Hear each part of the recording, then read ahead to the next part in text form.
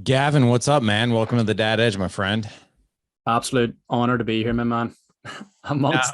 amongst the legends that you've had on this podcast, I'm absolutely privileged. So thanks so much for inviting me on. Oh man, hey, it's my pleasure. So first of all, just by the way you're talking, you sound like you're from New York. Is that right?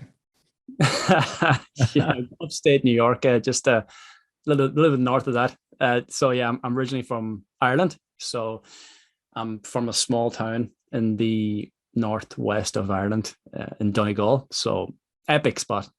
All your American listeners have to come and visit. So where do you actually live in upstate New York? No, I live in Ireland. I live Say, in okay, yeah. I understood you. I was like, wait a second, did I actually hear him say he lives in upstate and then he's from Ireland? But yeah, you live there. I live. I don't live in Donegal. I live south of Donegal in another county called Sligo. It's all along the west coast. Tell me about what it's like living in Ireland. I mean, you see it every day and you grew up there, but like, what do you like about it there? I'm a big fan of the countryside, peace, greenery, lakes, the sea. As I said, I've grown up by the sea. I live by the sea, and I'm all about living in a peaceful environment. I did spend some time in Dublin. Dublin is the capital of Ireland, and as soon as I got there, I couldn't wait to leave because it was too busy, too chaotic, too many people, and yeah, I'm a country boy. So 2 minutes from my house, there's a lake. 30 seconds from my house, there's a forest. 5 minutes from my house, there's the sea. So this environment suits my personality. Ultimately, I think. That's really cool, man. And it's how old are you, by the way? I am 37. I'll be 38 in October. Okay.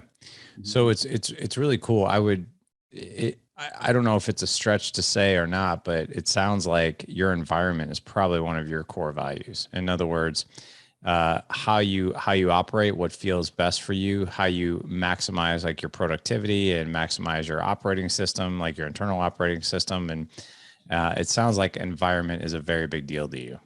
Yes, I tap into that environment first thing in the morning before I start my day. So first thing I do every single morning is I go to the lake, take a few minutes to myself, just take it all in peace and silence. And I'd have my journal with me. And then whatever comes up within, I will write it in the journal. And that's my way to check in with myself before I start checking in with everyone else Mm. that come into my life throughout the course of the day. And that's done in nature. Also, like to do a bit of grounding. That could be bare feet on the grass. It could be a jump into the sea this time of year. This time of year, the sea is a little bit too warm for my liking. So I'll start going back in the sea on a consistent basis come October time. So I really enjoy that. And those things, yes, do set me up for the day. So I ultimately immerse myself in Mother Nature before I immerse myself into the challenges and the people that come into my life throughout the course of the day. So that's my reset and that's my setup for the morning for the day. That's awesome, man. And you know what? When you say the sea is too warm this time of year, like are you a cold water plunge kind of guy? Like you got to get into the cold? Yeah, absolutely love the cold and the effect it has on me. And at the moment, it's cold showers. I am looking at investing in a ice bath or something to that degree. Excuse the pun. And because the reason I go into the sea is because of the cold water. And come this time of year, the water is up at about somewhere between 12, 14 degrees. So it's just too warm for my liking. So once that's knocked down to about 4 or 5 degrees, I'll be back in there. So wait, so Celsius, I mean, does that mean the water is right around 45, 50 degrees Fahrenheit? Is that correct or no? That'd be, yeah. So it's about 14 multiplied by three, isn't it? So I think whatever that so, is, yeah. yeah, about there. Yeah. Yeah. So it is quite warm this time of year. Quite warm. Dude, that sounds cold to me. I mean, it's a little I mean, I've taken ice baths before. The last ice bath I did, it was 31.5 degrees. I actually had to break through the top layer of ice in order to even get into the tub. So that was a bit chilly. Yeah. But Yeah. I am 45, 50 degrees definitely sounds better. But when I'm thinking of, I still consider that myself, I still consider that some kind of cold water, like a cold water type Yeah. of, but Well, yeah. we're adaptable creatures. So once you go through the process of getting into 4 or 5 degree water every single morning. Now, in the wintertime, I'm there every single morning, and you're doing that on a daily basis. It gets easier, and you become adaptable to it. So if I was to go into the water now, it's too easy. And I go in there for the challenge. I go in there to feel the cold water against my skin, and I don't get the same response now. So I do substitute it with a ice cold shower or an ice bath if I can find one somewhere. I'll jump into it. But yeah, it's been a game changer for me in my life. It started with the cold showers, and then it evolved to the sea. And I did the sea every morning, every single morning consistently for about 2 years. However, this year I'm taking a break over the summertime and getting back into the winter. So I'm actually doing a charity thing in October called Coldtober. So that's when I'll be back in there on a consistent basis over the course of the winter. Nice, man. Well, hey, just for some context here, let's give the guys here your situation. So how many kids do you have? How long have you been married? I have 2 kids. I've got Mason, who's 4, nearly 5. I've got Ariana, she's 11. And I've been married for 6 years. I've been with my wife since 2008, though, so a bit longer than 6 years. And we've been through our ups and downs over the years, for sure. And ultimately, a lot of those downs have been influenced by my behaviors and my situation. So that's something maybe we can dive into throughout the course of this podcast. I would. First of all, I have a Mason too. How'd you come up with the name Mason? Google, isn't it? Yeah. And I heard it and I thought that sounds like a really strong name. So yeah, it was the strength of the name that appealed to me. That's cool. You know, I my wife and I for the longest time. So my oldest is Ethan, and we've always loved that name, Ethan. Yeah, that wasn't our short list. Yeah, that wasn't our short list.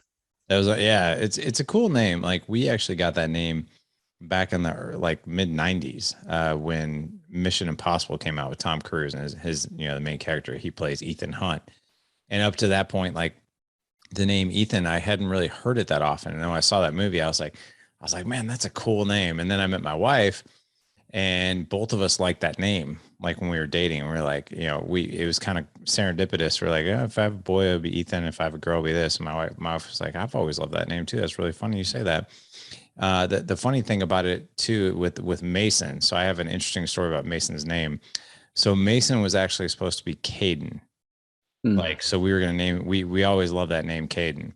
And my sister-in-law, at the time, Mason's 14. So we're going back like 15 years ago. So my sister-in-law at the time, who didn't have any kids, was adamant that if she had a boy, his name would be Caden. And my wife was like, well, I don't want to make her mad. Like, and take her name. I was like, nah, I was like, they don't even have kids yet. I was like, we've had this name picked out forever. She said, yeah, but I don't want to cause like any bad blood between her. Like take, and so anyway, long story short, we did not find out if Mason was a girl or a boy until he was born. So then he's born. We're like, okay, when we knew a girl's name was going to be Ella, if we had a girl.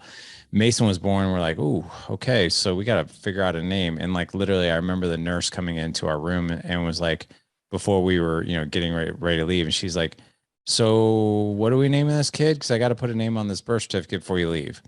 And I can't remember how we even came up with it, but we're like, yeah, like Mason, that sounds like a cool name. And for me, Mason Storm back in the day, Steven Seagal, like he played a part where he was Mason Storm, I think was Hard to Kill. And then Mason was the name of Sean Connery's character in The Rock. So like that was kind of cool. I was like, because I'd never really heard the name Mason up until then either.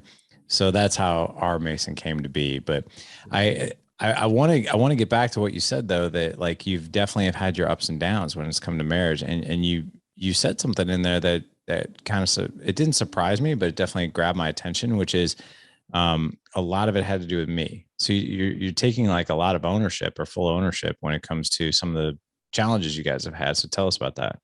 Yeah, for sure. Well, I met my wife after I left college, and when I left college, it was in the middle of a recession here in Ireland, and I went on the job hunt shortly after we started dating, and I managed to eventually get a job as a retail manager for a sports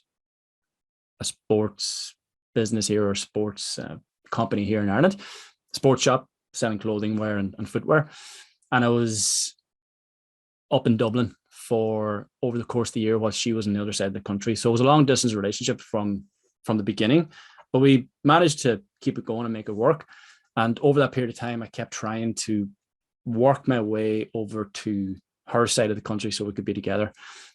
Eventually got there through the course of over a year perhaps, and I managed to get a managerial position in this shop here, where I still am, here in Sligo, where she was. And over the course of under a year, they had to make some cutbacks, and I was subsequently made redundant from my position. On a random Tuesday afternoon, HR and operations just strolled into the shop, and I was thinking, what's going on here? This is quite bizarre.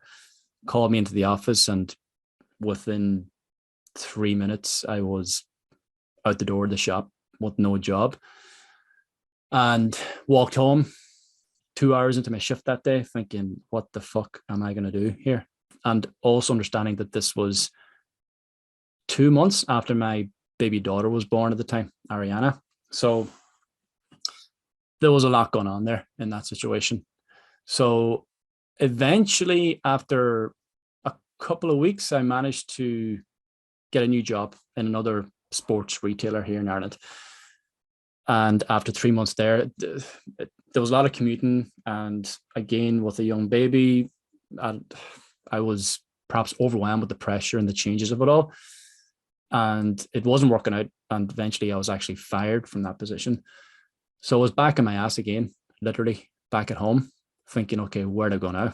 I've been made redundant in this job, I've been fired from here, and I was a stay-at-home dad for over the course of a year, working numerous jobs around the town here where I still live. I was working as a security man in pubs, nightclubs. I was working a few hours in another retail store. I was taking whatever I could get, ultimately, to make ends meet. And over that period of time as well, I had a lot of my own unprocessed pain and trauma that I was unaware of at the time. And I certainly lost my way over the course of that year, and understanding that I had been working since I was 12 years of age. My parents owned a pub, and I worked in that pub from a fairly young age, from 13 onwards. So work was always high on the list of values for my dad, and ultimately was high on the list of values for me as well. And if I wasn't working, I felt worthless, pathetic, like a bum. Basically felt like a bum every single day. I would be walking around town with my baby in the buggy, and I would feel so worthless, so down. And ultimately, this was accumulating for months and months over a period of time. And my comfort blanket, or my soother for all of that, was porn. Now, porn was always something that was always there in the background of my life. Maybe not in the background, in the forefront of my life, perhaps. Ever since I was 13 years of age, really, it began from there. And I had a very unhealthy relationship with porn. So I'd be there with my daughter, and she'd sleep for several hours, and I'd be, instead of going out and looking for an opportunity or finding a job here or there, I was stuck in this porn pit, let's call it. And it became an addiction where I would be on it several hours every single day. And any free time, or any time that I had for myself over the course of that year, and potentially over the course of 2 years, I filled that time with porn. And that was the peak of my addiction. I think it's always been there as a massive problem in my life, but I excused it, or I simply parked it over a period of time. So I got to the point one day where I had to make a change, and understanding that I had no money coming in, My wife was working. I was feeling like a bum. And the reason why I was feeling so pathetic and worthless is because I was pointing fingers at everyone else. How could they fire me? Or why they make me redundant? And he's still working there. Or we're in a recession and it's the government's fault. It's people's fault. So I flipped that around and I said, okay, Gavin, what can you do here? What are you good at? And I have had some experience with personal training when I was 17, 18, did a bit of that, worked in the gym for a few years. So I thought, okay, let's just take a chance here. Understanding that this was at the very edge of my struggle. I had no money coming in, could barely feed my daughter. And relationship was falling apart too, because I was spending all my time and energy in porn. I wasn't present with my wife. I wasn't telling her my difficulties. I was very isolated in my life. So I decided to make a change in terms of getting back to work, because I felt, okay, if I get a job, if I start working, if I start doing something, I'm going to feel better about myself. So I did that, just took a chance, started a Facebook page, printed out a load of business cards, started personal training. And after a couple of weeks, my first client was an old friend of mine who wanted to get into shape.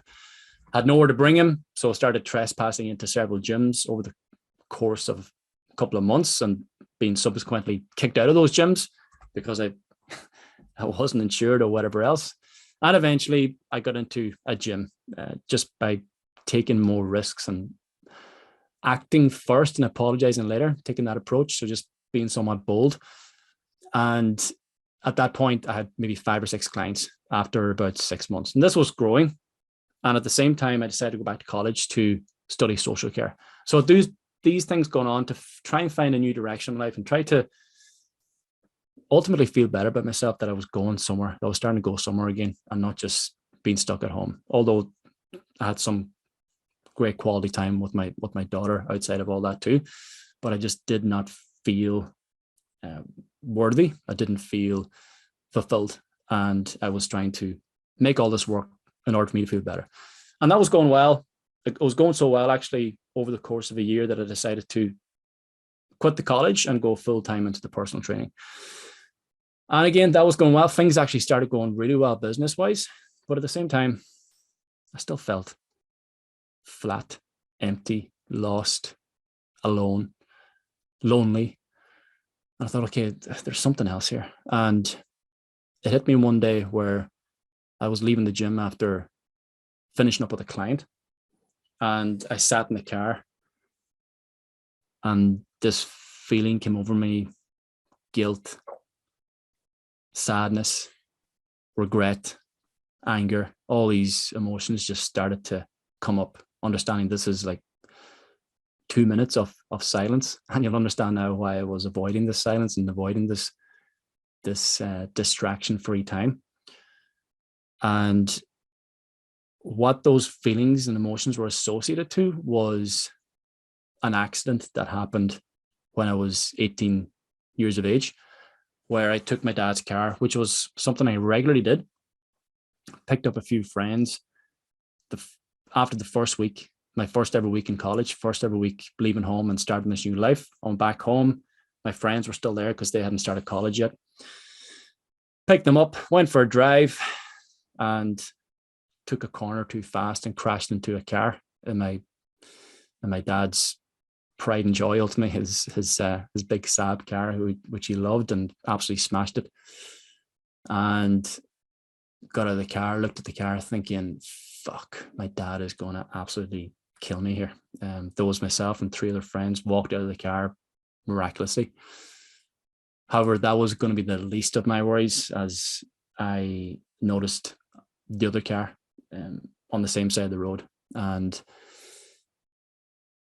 the lady who was driving the car, she died, instantly died on the scene. So my whole life fell apart at that moment.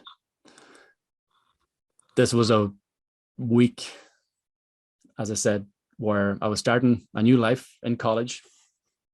This happened on a Thursday after a few days in college, and the next few days are a blur, but also the next few days are also days that I'll remember till the day I die, in terms of the impact it had on me the wake, the funeral, the people coming to the house, the support, the grief, the sadness, the police coming to the house, tell me that I could potentially go to jail for dangerous driving causing death. So I had to go through a process of 18 months of solicitors and court hearings and all these sort of things happening. And ultimately, what happened over the course of those few days, nobody knew what to do with me. Do I stay at home? Do I, just leave college for a year, maybe come back next year? The advice that was given to me, and that was given to me by several people, was that I should get back to living a normal life as soon as possible. So that happened on a Thursday. I was back in college and trying to live this normal life by Tuesday. So,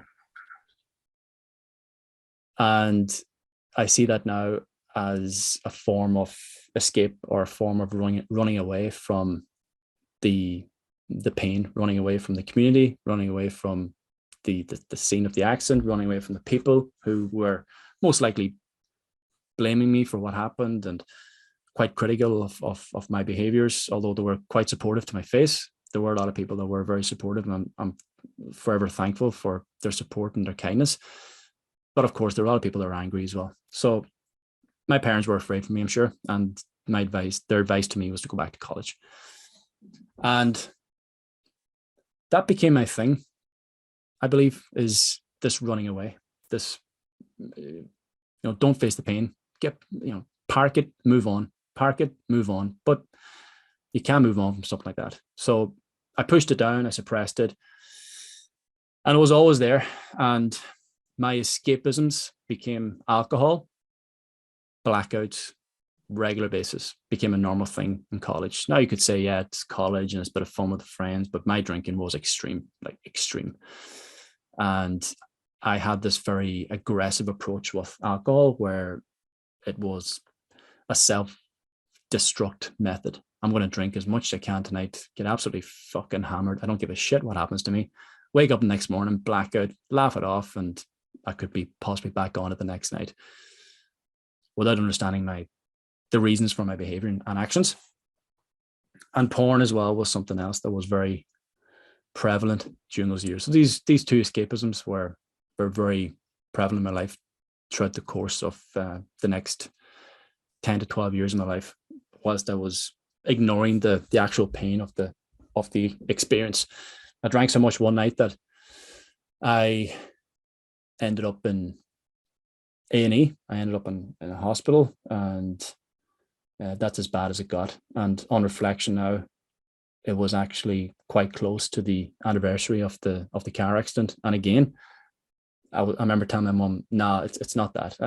I'm not affected by that." So again, this whole excusing it and not really wanting to deal with the pain of the experience, until eventually it came. I crept up and it pulled me under that day as I sat in the car. And it was so severe that I said, okay, I need to do something about this. This is, I don't know what to do here. Now it's understanding it had always been there, but not as strong as it was. And it's, I'm a big believer that the more you push the pain away, the stronger it becomes. And it got so strong that day. And I remember reaching for the phone, went on to Google and rang up a counselor and said, look, I need to talk to someone, and started a process of speaking to her on a weekly basis. That became the first step towards my healing process. And that's been going on for the last 7 years of my life. This is still an ongoing process. For sure, the pain is not as severe as it was back then. The experience doesn't have such a strong grip on me. And even after I finished with her, the work was not done. The defining moment with her, I remember, was the forgiveness part, because what really affected me that day in the car was her son. Her son was in the car that day. He was 3 years old, and thankfully he was okay. I remember him crying in the back and having to open the door to get him out. And I really started thinking about him, 10, So 12. 12 years You, later. you got him out of the car? Got him. Well, when the accident happened, there was someone else arrived on the scene shortly afterwards, and I remember walking down to the car, looking in the window, and I seen her, and I knew instantly that she was gone. And I can't describe the feeling that came over me in that moment. It felt like it actually felt like a nightmare. It was an, I don't know, outer body experience. I remember pulling the hair out of my head. I just couldn't feel anything. And from that very second, I seen her, I started blaming myself. And I kept repeating the sentence, what have I done? What have I done? What have I done? So I blamed myself and I hated myself for what I'd done for many, many years afterwards. And even though I would come home some weekends, it was quite difficult to come home some weekends, and I would go out and I'd meet a few of my friends, and I'd actually bump into her nephews, who were absolute gentlemen, and they would approach me in a nightclub or a pub and ask me how I'm doing, and say, you know what, Gavin, like, it was an accident. Any of us could have done that. I could have taken my dad's car and something similar could have happened to me. You didn't go out there and to intentionally do that. And although that was somewhat comforting to hear, what I actually wanted to hear, strange enough, is, yeah, Gavin, we fucking hate you for what you've done. We're so angry with you, because that's how that was my internal belief about the whole situation for me, and it would confirm that belief. And those words just went over my head at that point. So I had this self-hatred about the whole situation, blame, guilt, and these are the emotions. This was the very real emotion and feeling that came over me that day in the car. So, and I started thinking about her son, and that was the big thing. And forgiveness was the goal when I started speaking to the counselor. I remember her asking me if she could speak to me now, would she forgive me? And it took me quite some time to answer that, but I believe that she would, because I did know her. We worked together, we got on really well together, and that made it obviously a lot sadder as well, because I lost a friend there too. And the lady who died, you knew her? That's right. Yeah, we worked together in a shop in the local town. Yeah, so I knew her quite well. We got on really well. She was a lovely lady, and yeah. So I answered that question with a yes. I do believe she would, but again, in hindsight, it wasn't true. I hadn't forgiven myself, or perhaps it simply doesn't end there in terms of, oh yeah, she would forgive me, let's move on. That's it now.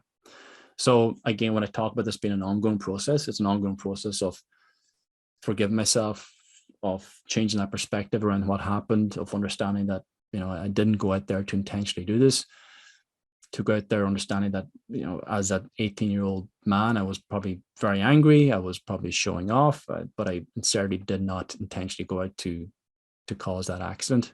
It just happened.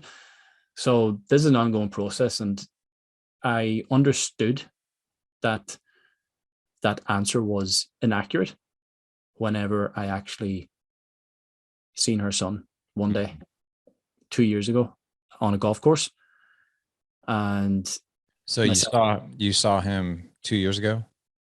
Saw him about two or 3 years ago, yeah. And so he's like 20 years old right now? Yeah, he's in his 20s now, yeah. So I was on the golf course with my brother, and we were walking up to this tee, and there he was with his friend. I knew who he was. You knew who he was? Yeah. I knew he was, because I had obviously checked him out on Facebook, and I just wanted to see how he was doing, see if he seemed happy. And he looks like her as well. So it brought all those reminders back, and I knew I knew the work wasn't done when I seen him, because I could not look him in the eye. I could feel him looking at me. I couldn't bring myself to look him in the eye. Yeah. Did you guys talk? I couldn't even look at him. Yeah. So that was a Have you ever spoken to him? no. Yeah. I haven't, no. You know, couple of things that I just want to reflect on a couple of things. So first of all, I've known you for a little bit and I've known you from a distance. I didn't know that story. I didn't know that you were going to share that story on the podcast. So I acknowledge and I appreciate you, man, for sharing that. That's hard, very, very hard to do. One thing about this podcast is, man, it's like no holds bar, raw things that men talk about. But this one is definitely at the top. Couple of reflections. Seeing you on social media, right? You're like one of those dudes that, like, if I watch you from a distance, like if I see you from a distance on social media, I'm like, man, this guy never has a struggle. This guy never has a problem. Like he's jacked. He's got a good mindset. Over here in the States, if I'm watching you, he's got a cool accent, right? I know over in Ireland, you guys talk all the same, but over here, you're like, y'all sound really cool to us.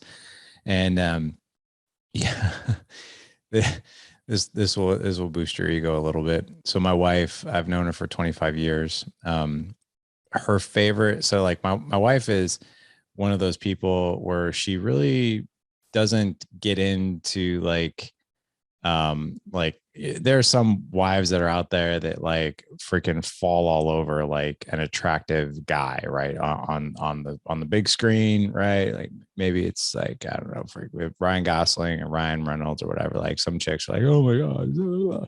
My wife has never been like that ever.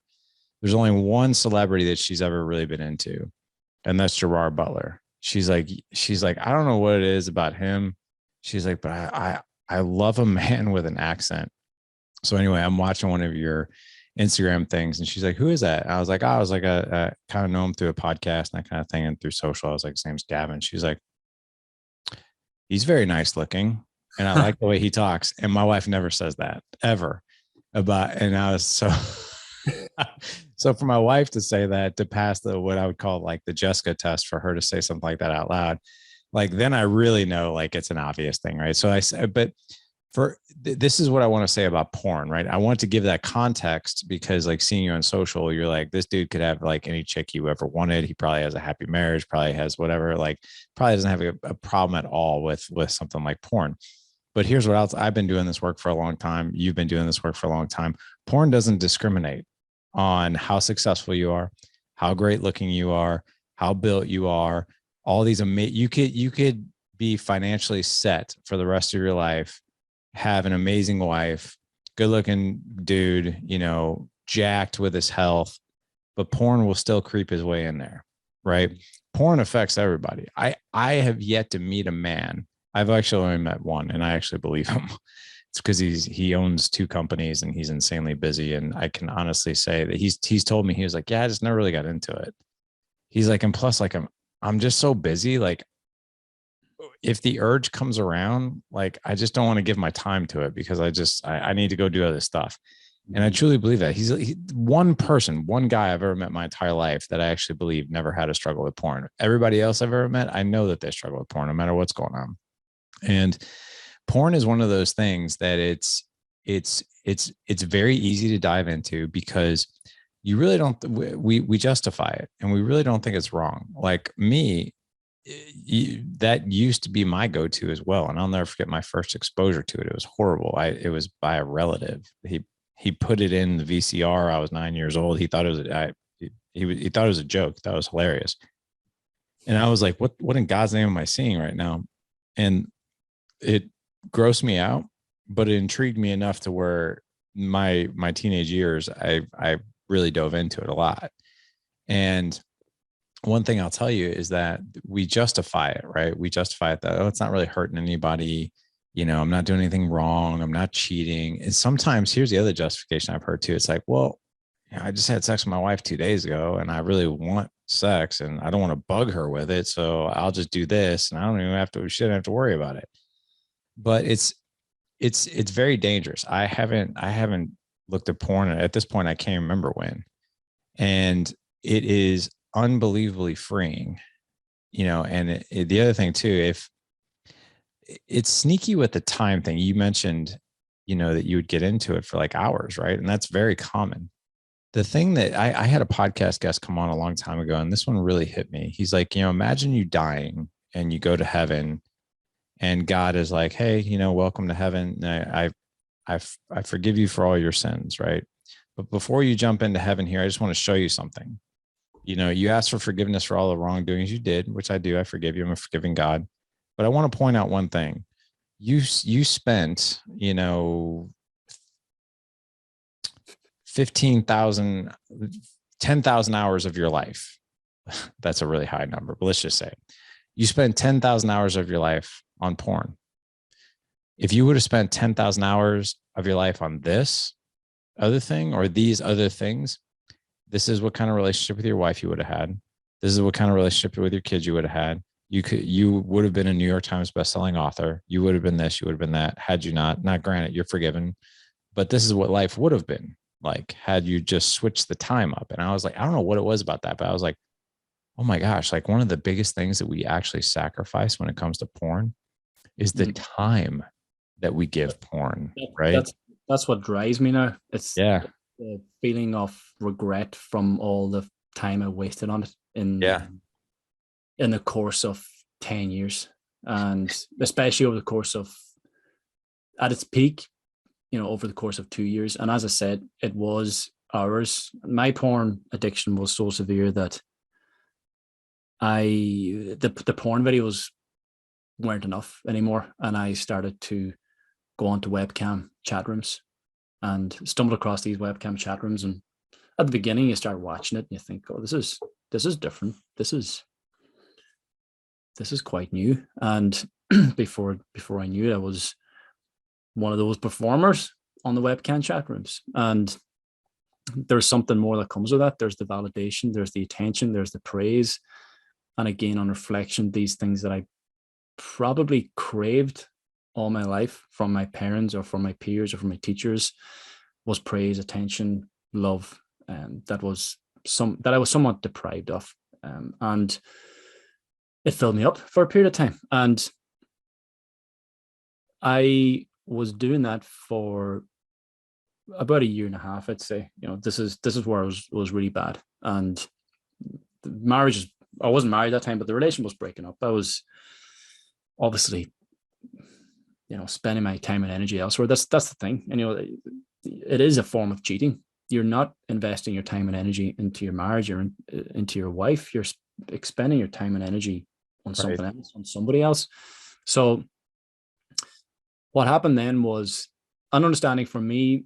And as I see it, there's a number of reasons why men become addicted to it, or at least I became addicted to it. It was a comfort and a soother for the pain that I had within that I wasn't aware of at the time. It's like a cry for mommy, or it's like reaching for your soother as a baby, and it's just replaced that comfort blanket as such. And something else, it took me away from the difficulty of my reality. The marriage wasn't happy. I wasn't happy in the marriage or in the relationship. The business was starting, but it was a struggle. I had a lot of things going on, and of course, I was escaping from, as well as that, the pain that I had within, and just getting lost in this fantasy. And the other thing was as well is that I didn't feel like I had any control over my life. So porn offered me control. So all these things are very, very addictive, and these things I was deprived of. And as well as that, in these webcam chat rooms, you're getting praise and validation. And you mentioned there that, whatever good looking guy or whatever else, it hasn't always been that way. I wasn't the popular kid in school.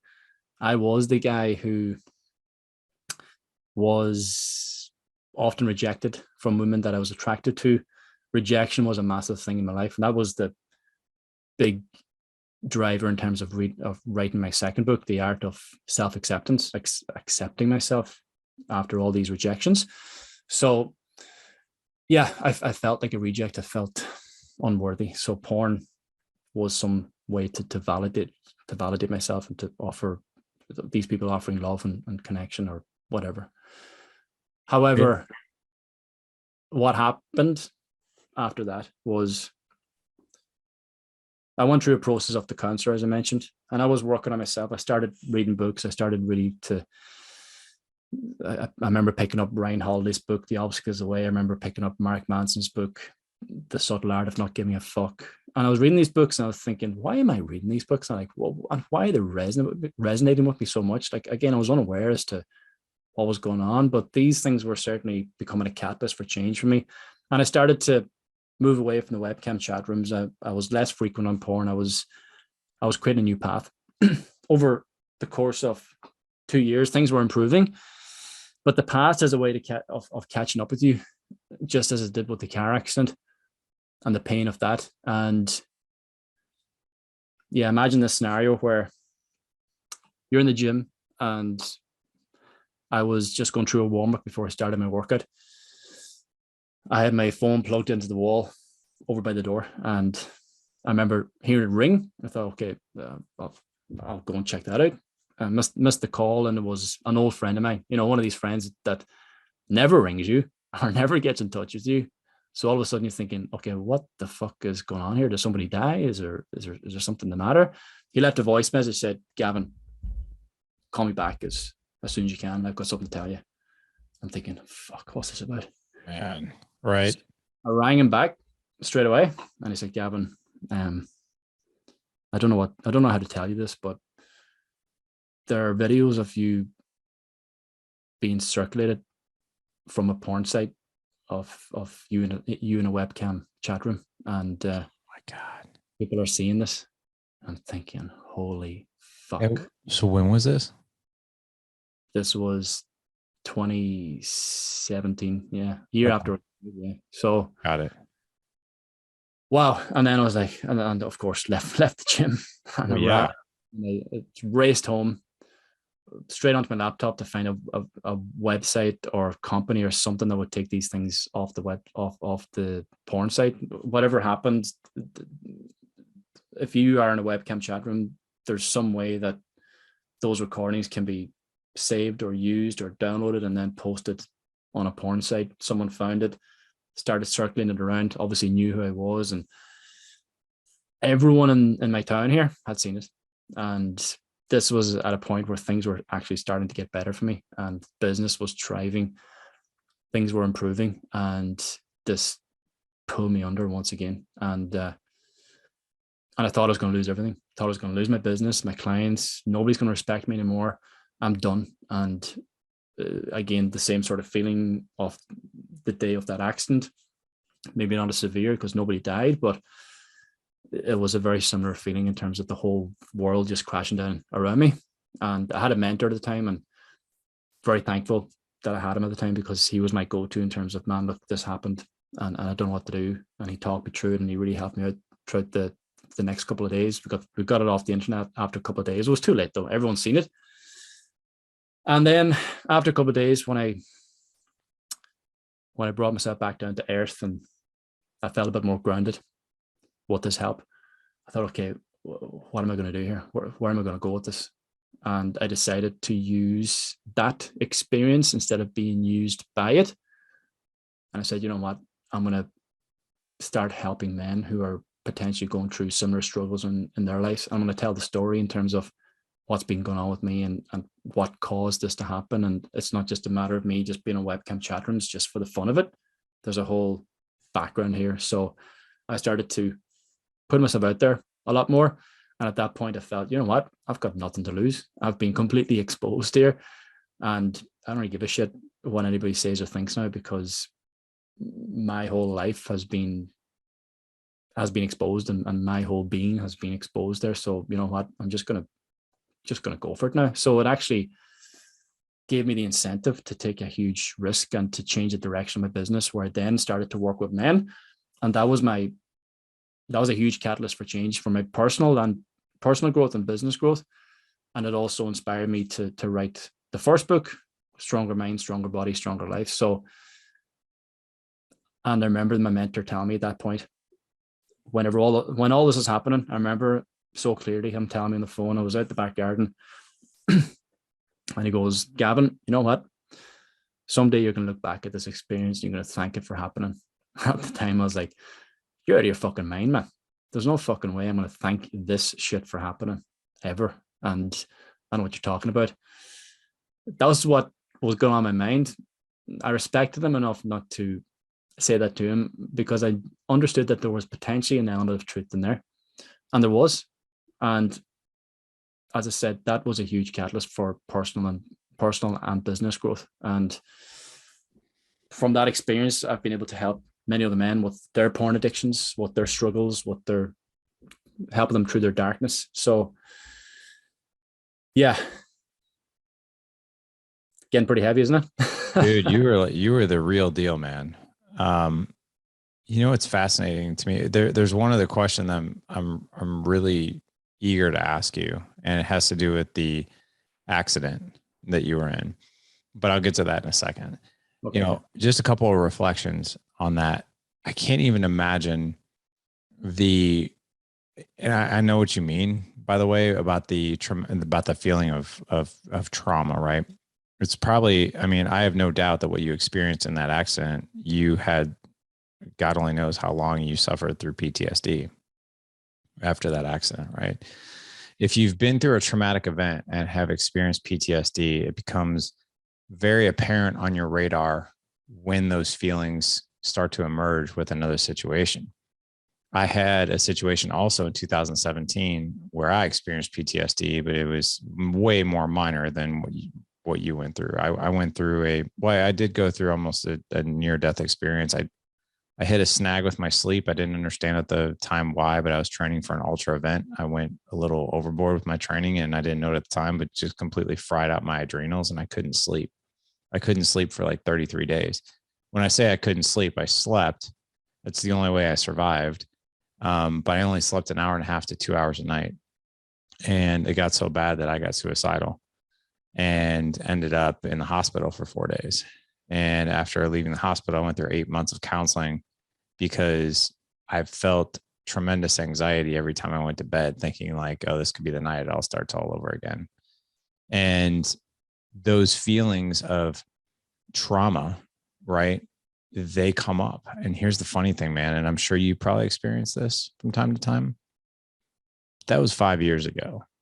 And there are times where I have these really, what I call them squirrely night sleeps, right? Where I literally lay in bed and I stare at the wall for like 4 hours, or I sleep for an hour, think that I've been to bed, and it feels like a full night rest. And suddenly it's 1 a.m. and I'm like, oh, I'm just there with my thoughts. And I call that's when the demons want to come out and play. It's when you're most vulnerable. And those feelings that you're talking about, right? It's your buddy, right? Who called you on the phone and he informed you of what happened. And it's the feeling of like, oh my God, not this again, not this again, please. Those are also the times too that we want to go dive into vices. We want to go dive into the things that soothe us, like porn, drugs, alcohol, sex, whatever. Here's one of the coolest things that you did. And I even saw a switch happen. The look on your face as you told the story, the look in your eyes as you told the story, and even the tone in your voice. And that is, well, screw it. It's already out there. So why not do something good with this? Like, there was such an aura of confidence when you were telling that story at that part where you're like, all right, well, screw it. Everybody knows this. So now I'm just going to use it for good, which a lot of people, Gavin, you know this, they would crumble. Right? It's actually easier. The majority of people would just crumble. They'd go run away. They'd go move away, or they would become like a social leopard and not see the light of day again.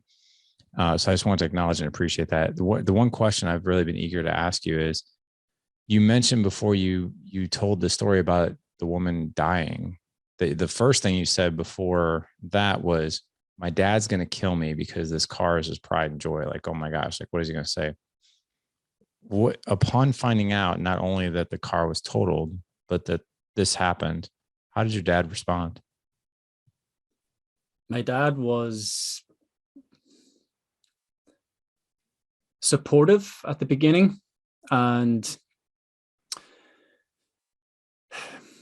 I never really had a close relationship with him. So I've actually been reflecting on this over the last couple of days, because I haven't had a great connection or a great relationship with my father. As I said, he was a workaholic, so he spent most of his time working. He wasn't present with us in the house. And at the age of 13, when I started working in the pub and I started to gain an insight into his world outside of the home, I seen a completely different man. Like at home, he would be quite quiet and reserved and wouldn't speak much, would be quite distant perhaps. In the pub, like he was the man. And that's the first time I heard him curse. I remember him saying fuck for the first time when I was 13, and I was thinking, who the fuck is this guy? Like, and then I'm confused then in terms of, okay, which one is my dad? Is my dad the guy that comes home who's quiet and placid and quite reserved, or is my dad the guy in the pub who's like flamboyant and he's confident and he has so much respect from the men that come into his pub and the customers come into his pub, and he prides himself so much on the work and the work that he does, and the pub and the standards. And he was an absolute pain in the ass to work with because he was a perfectionist, and that's another story. So, but at the same time, I'm looking at those experiences and I'm deriving the positives from it. I have his work ethic, and I do have his, he does have a good heart. And in those situations when times were tough for me, like my grandmother passing away, I was recalling a memory where I broke my wrist when I was 13, and he stayed with me in the hospital that night and looked after me. And again, with the car accident, when that happened, he said, fuck the car, forget about the car. As long as you're okay. And my friends were down in the house too. Like, as long as you boys are okay. I remember my friend actually saying to him in the house afterwards, this was 2 or 3 hours after the accident, he said, oh, I'm sorry about the car, John. John's my dad's name. He said, it doesn't matter about the car. As long as you boys are okay, that's the main thing. And he was very supportive over the next couple of days. But at the same time, I could see him crumbling as well. He was really struggling, and he most likely blamed himself a lot for what had happened, because he let me take the car. And yeah, he most likely blamed himself. But my dad has never expressed his feelings or emotions. He has come from a very difficult background as well, where he won't speak about his childhood. Ultimately, he's been through so much difficulties in his own life. So I don't know him enough to establish a really solid connection with him. But I do respect him because I've heard about some of the stuff he's gone through, and his work ethic and everything else. Okay, it's workaholism, but he's got a good heart. But I could see him crumbling over the course of the next few weeks after that. And I remember quite significantly a memory where the guard had told me that I had to go to the station, and I was going to be interrogated. And what's that? Interrogation process? Yeah. Them questioning me.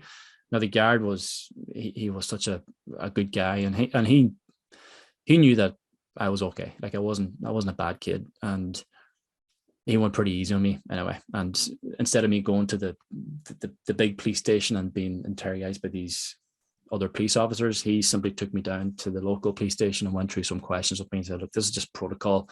I have to go through this. And I remember walking out the door that day, and my mum was bringing me to the police station, and my dad started to break down. And he couldn't cry in front of me. He left the room, but I knew what was happening in that moment.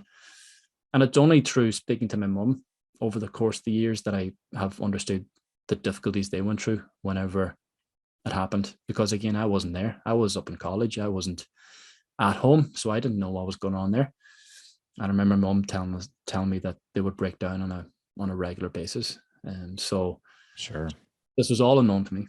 And my dad was, again, quite supportive in terms of, like, I was in college. I was 2.5 hour drive away from home, and he went to visit me every day over the course of 2 weeks. And I remember my mum telling me too that my dad insisted that he was going to go up and see me. So, beneath all that, beneath the disconnection we have or the lack of relationship, I know he's got a good heart, and that's something I'm grateful for, So, and that's awesome. I've been through a whole process with my dad in terms of my own healing from the lack of connection or the poor relationship we have. And I only wrote about that in my journal a couple of days ago in terms of, what, he's been there in times when I really needed him, so I can be thankful for that. That's cool, man. I was curious about that. And, it sounds like your dad handled it with grace. How did your wife respond when it came to everything that came out with the chat room thing? Not good. Right. Mm, So, but here you guys are still together. yeah. So you guys have overcome it though, right? I mean, obviously it's one of those things that hits the relationship hard, right? I mean, listen, that's a deal breaker for most relationships, but here you guys are still 5 years later. So there's an element here that I think we haven't touched on of forgiveness, and maybe an element of ownership, and an element of rebuilding trust. Mhm. So how have you guys evolved your relationship? And by the way, Gavin, here's the thing. There are men in our Dad Edge Alliance who, have been through either themselves, right, firsthand, like where they maybe have been unfaithful, or their wives have been unfaithful, or both, and they don't know what to do, man. Right? They have no clue what to do. They don't even know how. There's one guy that I know, and I'll leave his name confidential. He Mhm. came and started doing life with us in the alliance, and it all came about because his wife was having an affair, and he knew about it. But he was also willing to work on the relation. Like most people, some people just aren't. They're like, "You cheat on me, yeah, we're over, done. I don't care." Right? This guy somehow, some way was like, "She's cheating on me," and I think he was more in the camp of he was accepting it because the relationship had been in such a bad place for so long.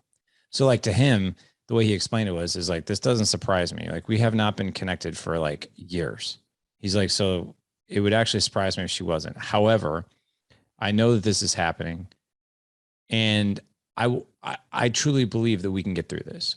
And so I was like, man, like I told him very bluntly, I was like, listen, I don't want you to come into the alliance and you learn some skills and you think that this is going to be the end all be all. I was like, the odds of this working out are low. There's it, and he worked with us for 6 months, and he is, and that was probably a year and a half, 2 years ago. He's still in the alliance, and he is saying that the relationship is the best it's ever been. They've gotten through it. Now, with your story, right? There's an element of forgiveness. There's an element of rebuilding trust. There's an element of like, we're going to stick this out. There had to have been some things that you guys did in the early part of this coming to the surface, and maybe even things you still do to this day that continue to propel your relationship forward. Mhm. It makes sense now, doesn't it, when I tell you that many of those down times were influenced by my behaviors and actions. So she's always been there. She's been supportive.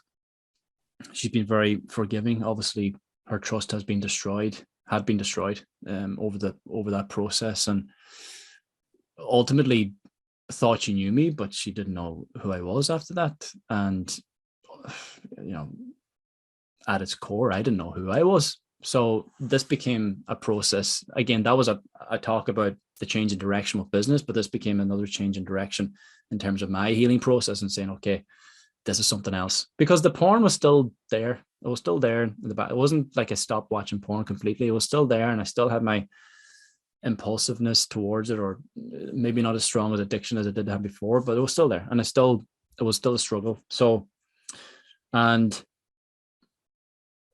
that became a process where I began then to reach out to someone else. And I thought, okay, maybe there's something more here that I need to uncover. And I still feel this emptiness, or I still feel this sadness within. And I started speaking to a psychologist, and I've just finished with my psychologist actually after 3 years in last week. So that's been another part of the process. But within all that as well, I started to look within. I had a mentor for a number of years, who I mentioned, who was there for me during that period, who was a massive help to me. Business mentor turned personal mentor. And so for me, the big thing about the marriage and relationship is it was perhaps the biggest thing, maybe the final thing that I was running away from, that I was escaping, that I didn't want to deal with.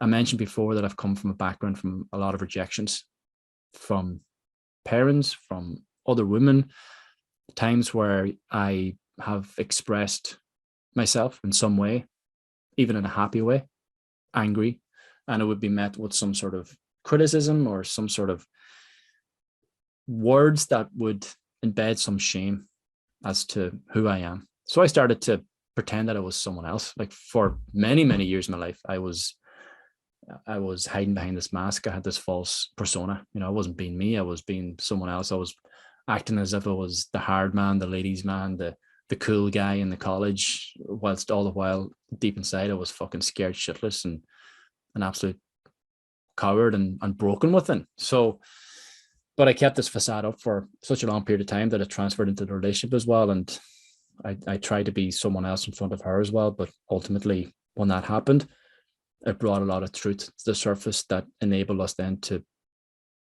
actually discuss it and to work through it. And again, that's an ongoing process that never ends, as you know, as a married man.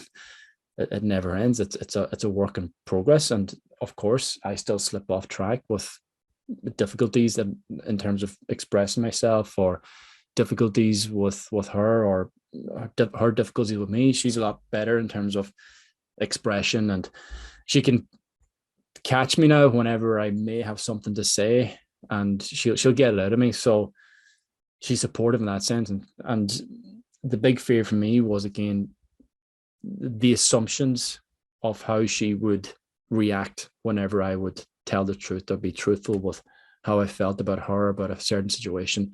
These assumptions, they're coming from someone from the past, from my mother, from my father, from teachers, or whatever else. And she told me one day, look, Gavin, I'm not your mother. I'm not these people from the past. I'm your wife. I'm on your side.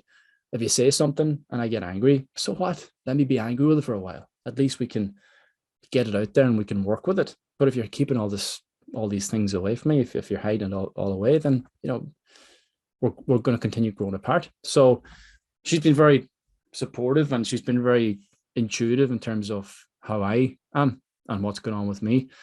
And my whole life has been isolation and loneliness. And even in my family home, expressing any happiness or joy would have some element of shame attached to it, because I remember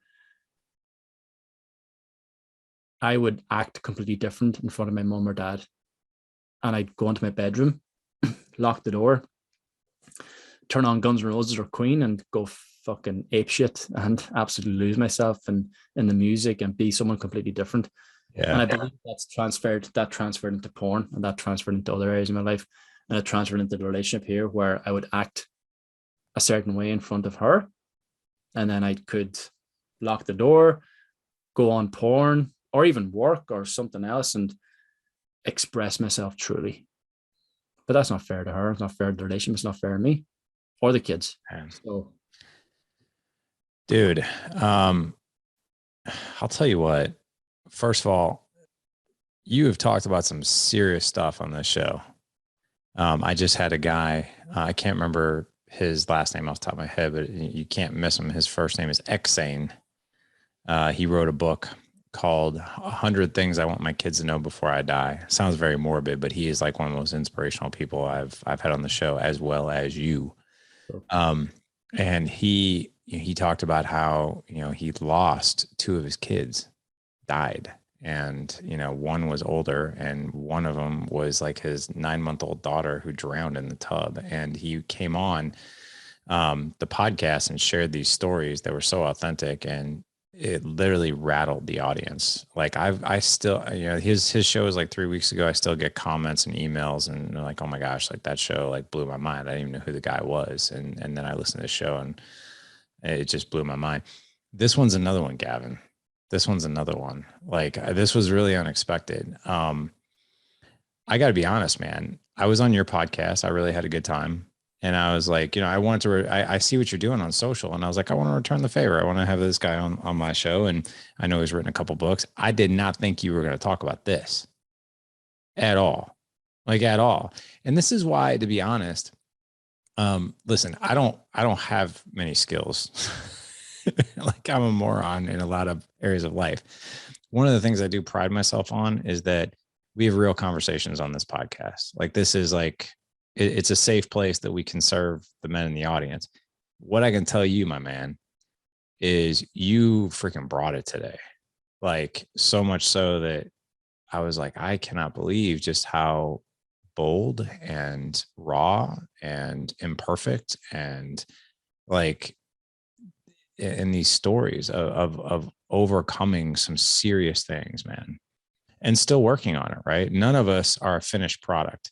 I just wrote a book called The Pursuit of Legendary Fatherhood, which unfortunately my publisher declared bankruptcy 3 weeks ago. So I'm in the process of shopping for a new publisher, but it'll come out in the fall. But the book's totally done. Can't wait, man. And my publisher said, why are you going to call? He's not a dad.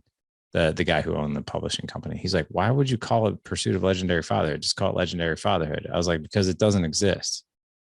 That's why. He's like, what do you mean? I was like, everything is with fatherhood and marriage and these elements in our life. It's a pursuit. I don't know any man except for Jesus Christ who got to the top of the mountain saying, I did it. I did everything perfect, right? It's not that way. It's a pursuit. Through pursuits come speed bumps, a battle axe, shot to the face on some things, get tripped up, and then you overcome and you bob and you weave and you pivot. I got to tell you, man, the guys who struggle with porn who listen to the show, which by the way is probably nearly 100%, the guys who have had any hiccups in their marriage where they're seeking, like, how do I get forgiveness? And the other element that you really touched upon was the rejection piece, growing up, the validation piece. That's a really big thing for us men. If you're not getting love, attention, and validation as a young kid, you're going to go seek it out elsewhere. I don't care who you are, right? Look at rock stars. Look at like Nikki Sixx. I've had him on the podcast, right? Nikki Sixx came from a broken, freaking crazy home, and he sought validation in every other area of his life, drugs and rock and roll and women and everything else. And it actually was his demise twice. He died twice and they brought him back to life. He's been sober now for 21 years. But I just want to thank you and honor you, man. This was a great, great show. And I don't mean that from like, it's just such a story. It's such a comeback story for me to hear like you're in the light. You were in the darkness. Now you're in the light, or it's brighter, I should say. But thank you for coming on, man. This was so fantastic. Well, thanks for your invitation, Larry, and for offering me the space to share the story. And I share it because I know that there are many men out there who are struggling with similar situations in their life, and hopefully this can inspire them to make a move. Well, here's what I can promise you, man. We have a really big audience. You're going to get bombarded with messages after the show. And I want to make it easy for guys to find you. So where's the best way that guys can connect with you? Anywhere you find me at, it's the same everywhere. It's Gavin Meenan. So yeah, add that in the show notes below, or do whatever you need to do. It's Gavin Meenan on Instagram. It's gavinmeenan.com. It's Gavin Meenan on Twitter. Don't use Twitter all that much. Gavin Meenan Facebook, Gavin Meenan TikTok, all those areas, Gavin Meenan. So must be the one and only Gavin Meenan in the world. I don't know. So well, guys, don't worry. What's that? I've claimed it anyway. So you claimed it. Yeah, you should. Well, guys, don't worry about it. We're going to have all the links in the show notes. Don't even worry about the spelling. We got you covered there. So we make it really easy for you guys to connect with our guests. Head on over to thedadedge.com/Friday65. Again, thedadedge.com/Friday65. Gavin, I always say one thing at the end of this show. But I think you need to take the reins and say it. Number one, you got a much cooler accent than I do. But number two, you're on the other side of the quote that I always say at the end of every show is go out and live legendary, right? Go out and live legendary. And the reason I say that is because no matter what is happening in your life, we can overcome, we can get through, we can fight, and we can live a legendary life. So if you wouldn't mind, I would invite you to say, go out and live legendary in your most badass voice you possibly can. Go out and live legendary, man. And as I said, if I can get through those struggles, any one of you can, yeah. Get after it. Oh my gosh. For all you guys who love Braveheart, you're welcome. So, man, that was awesome. Gavin, thank you so much for coming on again. Guys, head on over to the show notes to connect with Gavin. Again, it's thedadedge.com/Friday 65. Gentlemen, go out, as Gavin said, and live legendary. Take care.